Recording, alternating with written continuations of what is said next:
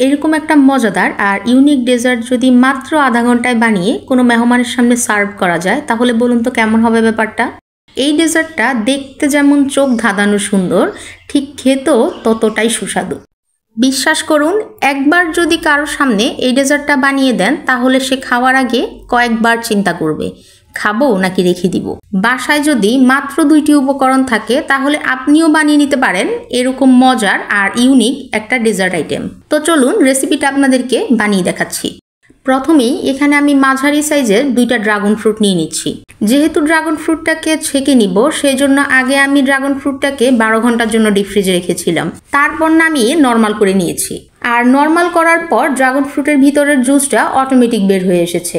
এতে করে ড্রাগন ফ্রুটের বীজ থেকে ফ্রুট জুসটা আলাদা করতে খুবই সুবিধা হবে। তবে আপনারা চাইলে সরাসরি এভাবে ড্রাগন ফ্রুট থেকে জুস বের করে নিতে পারেন, তবে আমার মনে হয়েছে ওভাবে বের করার চাইতে এভাবে বের করাটা সহজ, আর এতে করে সম্পূর্ণ জুসটা খুব সহজে বের হয়ে আসবে। এখন কেউ মনে করতে পারেন যে ব্লেন্ডার করে ফেললেই তো হলো, কিন্তু ব্লেন্ডার করার কারণে ড্রাগন ফ্রুটের বীজগুলো একদম গলে যাবে, তখন ডেজার্টটা একদম কালো কালো হয়ে যাবে, দেখতে আর ভালো লাগবে না, বা ডেজার্টের ভিতরে গ্লাসি লুকটা আর আসবে না। সেজন্য চেষ্টা করবেন ব্লেন্ডারটা স্কিপ করতে আর এইভাবে কোনো স্ট্রেনারের সাহায্যে জুসটা বের করে নিতে। এতে করে ড্রাগন ফ্রুটের জুসটা একেবারে ক্লিয়ার বেরোবে। এই তো দেখে বুঝতে পারছেন, যেহেতু ড্রাগন ফ্রুট জুসে কোনো রকম কোনো বীজ পড়েনি তাই জুসটা একদম ক্লিন। এখানে প্রায় 2 কাপের মতো ড্রাগন জুস হয়েছে, সাথে আমি আরও 2 কাপের মতো পানি অ্যাড করেছি। এতে করে জুসটা অনেকটাই পাতলা হয়ে যাবে। আর সাথে দিয়ে দিচ্ছি হাফ কাপ পরিমাণ চিনি। এখানে চিনিটা আপনারা আপনাদের পছন্দ অনুযায়ী অ্যাড করবেন, মানে যে যতটুকু মিষ্টি খেতে পছন্দ করেন ঠিক ততটুকুই এখানে অ্যাড করবেন। এইবার এখানে দিয়ে দিচ্ছি 1 টেবিল চামচ পরিমাণ আগার আগার পাউডার। এইবার খুব ভালোভাবে অনেকটা সময় ধরে নেড়ে মিশিয়ে নিব, যেন কোথাও আগার আগার পাউডারটা দলা পাকিয়ে না থাকে। অনেকেই আগার আগার পাউডার ব্যবহারের ক্ষেত্রে তাদের পুডিংটা খুব ভালোভাবে জমে না, নরম থেকে যায়। এখানে একটা টিপস হলো জুসটা যতটা সম্ভব পাতলা করে দিবেন, কারণ ঠিক জিনিসে আগার আগার পাউডারটা বসতে চায় কম, কিন্তু যখনই পাতলা করে নিবেন তখনই আগার আগার পাউডারটা খুব ভালোভাবে সেট হবে। এইবার চুলায় একটা প্যান বসিয়ে ড্রাগনের জুসটা সেই প্যানে ঢেলে দিলাম। তারপর খুব ভালোভাবে বলক উঠে আসা পর্যন্ত জাল করে নিচ্ছি। এই সময় চুলার হিটটা আমি মিডিয়াম টু হাইতে রাখবো, একেবারে হাইতে রাখবো না, আবার একেবারে লোতেও রাখবো না। যেহেতু জুসটাতে আগার আগার পাউডার মিক্স করা আছে তাই বলক উঠার পর এখানে অনেক ফেনা জমে যাবে, তাই যতটা সম্ভব উপর থেকে ফেনাগুলো ফেলে দেওয়ার চেষ্টা করবেন। তখন ডেজার্টটা বসে যাওয়ার পরে উপরে ফেনা জমে থাকবে না আর দেখতেও সুন্দর লাগবে। এই তো জেলোর লিকুইডটা একদম রেডি। এইবার চুলা থেকে নামিয়ে নিচ্ছি। এইবার যতটা সম্ভব তাড়াতাড়ি যেই পাত্রে জেলোটা সেট করব সেই পাত্রে লিকুইডটা ঢেলে নিচ্ছি। ঢেলে নেওয়া হয়ে গেলে এইবার উপর থেকে যে ছোট ছোট বাবুলগুলো দেখা যাচ্ছে এই বাবুলগুলো একটা স্প্যাচুলার সাহায্যে ফাটিয়ে নিচ্ছি। এই ক্ষেত্রে আপনারা চাইলে যে কোনো ধরনের টুথপিক বা কাঠি ইউজ করতে পারেন, কাঁটা চামচও ব্যবহার করতে পারেন। তবে এই কাজটা একটু তাড়াতাড়ি করার চেষ্টা করবেন, কারণ লিকুইডটা যদি ঠান্ডা হয়ে যায় তাহলে জেলোটা আর বসতে চাইবে না, বা খুব স্মুথভাবে জেলোটা সেট হবে না। এখন জেলোটা ফ্রিজের নর্মাল চেম্বারে রেখে দিচ্ছি 10 থেকে 15 মিনিটের জন্য। ততক্ষণে জেলোটা একদম সেট হয়ে যাবে। আপনাদের ফ্রিজের টেম্পারেচার অনুযায়ী সময় কম বেশি লাগতে পারে। আমার ফ্রিজে 15 মিনিটেই এই জেলোটা একদম সেট হয়ে গিয়েছে।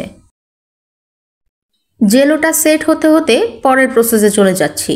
এখানে একটা প্যানে আমি 4 কাপ পরিমাণ পানি নিয়েছি আর দিয়ে দিচ্ছি 1/3 কাপ পরিমাণ পাউডার মিল্ক।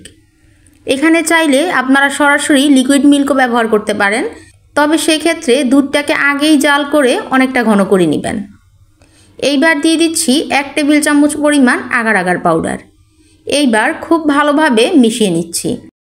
এখানে একটা টিপস হলো আগার আগার পাউডার কখনোই খুব ভালোভাবে মিক্স করার আগে চুলার হিট অন করবেন না, তখন আগার আগার পাউডারটা দলা পাকিয়ে যাবে, আর কোথাও খুব শক্ত থাকবে আর কোথাও একেবারেই নরম থাকবে। তাই আগে অবশ্যই খেয়াল করে আগার আগার পাউডারটা খুব ভালোভাবে গলে গেল কিনা সেটা নিশ্চিত করবেন। এইবার দিয়ে দিচ্ছি হাফ কাপ পরিমাণ চিনি। চিনিটাও খুব ভালোভাবে এর সাথে মিশিয়ে নিচ্ছি।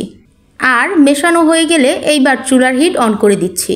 এই পর্যায়ে অনবরত নাড়তে থাকবেন, কারণ আগার আগার পাউডার ঠান্ডা থাকা অবস্থায় নিচে জমে যায়। তাই নিচে লেগে যাওয়ার একটা সম্ভাবনা থাকবে। এইবার খুব ভালোভাবে বলক আসা পর্যন্ত জাল করে নিচ্ছি। এখানে আগার আগার পাউডারের পারফেক্ট একটা মেজারমেন্ট আপনাদেরকে বলে দিচ্ছি।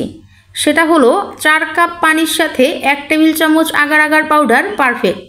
তার কারণ হচ্ছে যখন 4 কাপ পানির সাথে আপনি 1 টেবিল চামচ পরিমাণ আগার আগার পাউডার মেশাবেন তখন ডেজার্টটা একেবারে হার্ড হয়ে যাবে না, আবার একেবারেই সফট হবে না।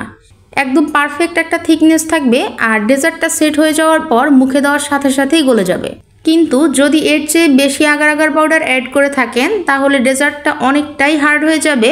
আর যদি এর চেয়ে কম আগার আগার পাউডার অ্যাড করেন তাহলে ডেজার্টটা আর বসতে চাইবে না বা দেখা যাবে সার্ভ করার সময় মাঝখান থেকে ফেটে যাচ্ছে।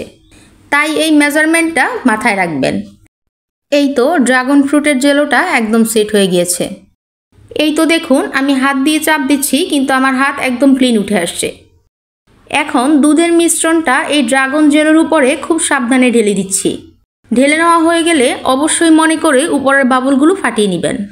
এইবার আবারও 15 মিনিটের জন্য ফ্রিজের নর্মাল চেম্বারে রেখে দিচ্ছি। আর ফিরে আসছি 15 মিনিট পর।